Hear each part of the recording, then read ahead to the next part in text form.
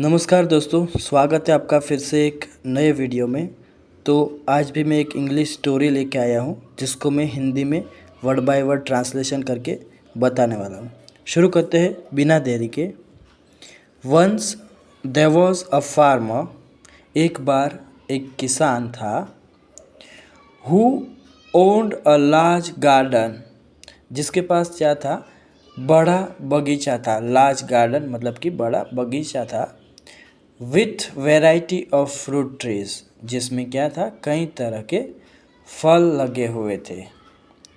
But लेकिन one mango tree got बैरन, लेकिन एक जो मैंगो ट्री का मतलब होता है आम का पेड़, लेकिन एक आम का पेड़ पे क्या था, कुछ नहीं था, मतलब कि बंजर था। बैरन का मतलब होता है बंजर। दो हालांकि it no longer had any fruits, मतलब कि अब उस पर कोई भी फल नहीं था।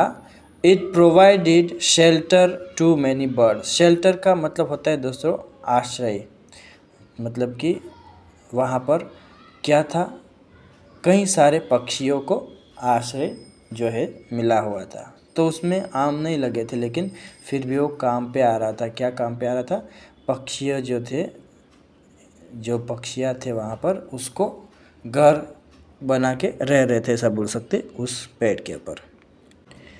Finding the mango tree useless, आम के पेड़ को बेकार पाकर फार्मर डिसाइडेड, किसान ने फैसला किया, टू फेल इट, मतलब कि उसे गिराने का, काटने का।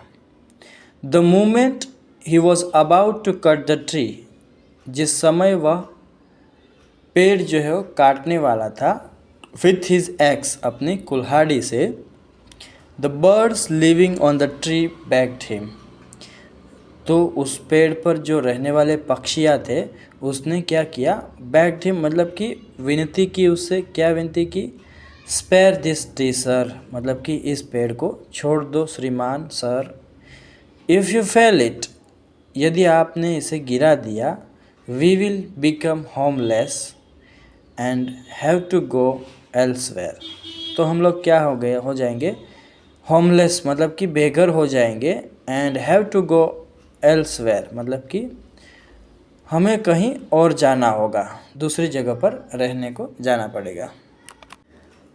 मोर ओवर, इसके अलावा, it will deprive you, deprive का मतलब होता है दोस्तों वंचित कर देना, मतलब कि एकदम से सब चुप हो जाना, बंद हो जाना बोल सकते हैं। वंचित जो है वो परफेक्ट वर्ड बैठता है।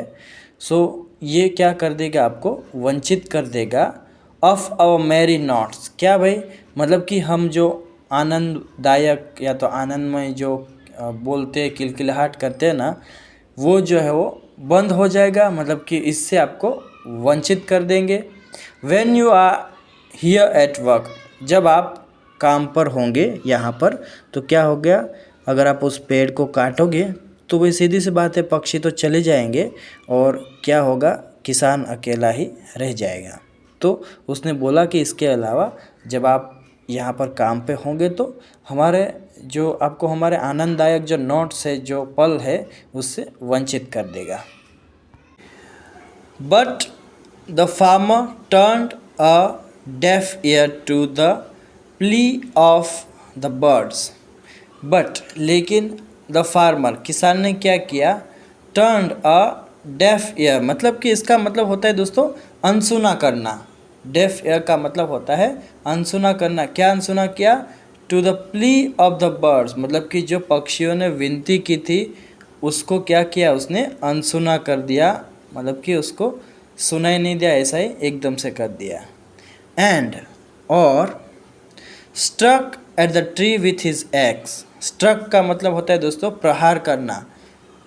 तो उसने क्या किया, प्रहार किया eight the tree with his x, अपनी कुल्हाड़ी से वो जो पेड़ था उसके ऊपर प्रहार किया।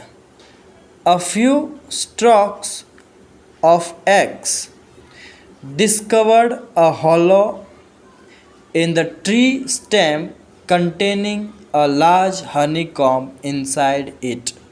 A few strokes मतलब कि कुल्हाड़ी के कुछ ही प्रहारने से क्या हुआ, ऑफ एक्स मतलब कि कुल्हाड़ी के कुछ प्रहार से डिस्कवर्ड, एक डिस्कवर्ड का मतलब वैसे तो खोज होता है, लेकिन यहाँ पर बोलेंगे हम दिखाई दिया। अ हॉलो, हॉलो क्या होता है दोस्तों? एक खोखलापन बोल सकते हैं। तो कहाँ पर दिखाई दिया जो खोखलापन है वो? इन द ट्री स्टेम, मतलब कि जो तना होता है ना पेड़ का, वहाँ पर उसको दिखाई दिया। और साथ ही साथ क्या दिखाई दिया उस होलो में? Containing a large Honey comb inside it. तो उसके जो अंदर था वो लार्ज हनी कॉम्ब, मतलब कि एक शहद का बड़ा छल्ला जो था वो उस होलो में दिखाई दिया। डिलाइटेड एट हिज फाइंड, अपनी खोज से प्रसन्न होकर द फार्मर थॉट, किसान ने सोचा। इन हिज माइंड, अपने मन में ही मन में सोचा। This tree is really worth keeping, यह पेड़ वास्तव में रखने लायक है। इफ़ नॉट मैंगोज, यदि आम नहीं, then honey can make me money, तो शहद मुझे पैसा दे सकते, या तो शहद से मैं पैसा कमा सकता हूँ। सो इसलिए I must not fell it, इसलिए मुझे इसे नहीं काटना चाहिए, नहीं गिराना चाहिए। The farmer was very clever, किसान बहुत चतुर था। Finding the tree to be useless, पेड़ को बेकार जानकर, ही डिसाइडेड, उसने फैसला किया, to get rid of it, मतलब कि उससे छुटकारा पाने का, या तो बोल सकते हैं कि इसे हटाने का फैसला किया। बट लेकिन the moment he came to know, जब उसे पता चला, जैसे ही उसे पता चला कि दैट की the tree was still fruitful, मतलब कि पेड़ अभी भी फलदायी है, he decided to keep it, उसने इसे रखने का फैसला किया। तो दोस्तों यहाँ पर हमारी स्टोरी ख़त्म होती है। आई होप आप सबको स्टोरी अच्छी लगी होगी। इसमें से आपको कुछ ना कुछ नया सीखने को मिला होगा, जैसे कि नए वर्ड्स, प्रोनाउंसिएशन, साथ ही साथ कुछ ग्रामेटिकल स्ट्रक्चर, वर्ब्स के फॉर्म। सो आई होप आप सबको स्टोरी अच्छा लगा होगा। तो मिलते हैं दोस्तों एक नए वीडियो में। Till then take care, keep learning, have fun.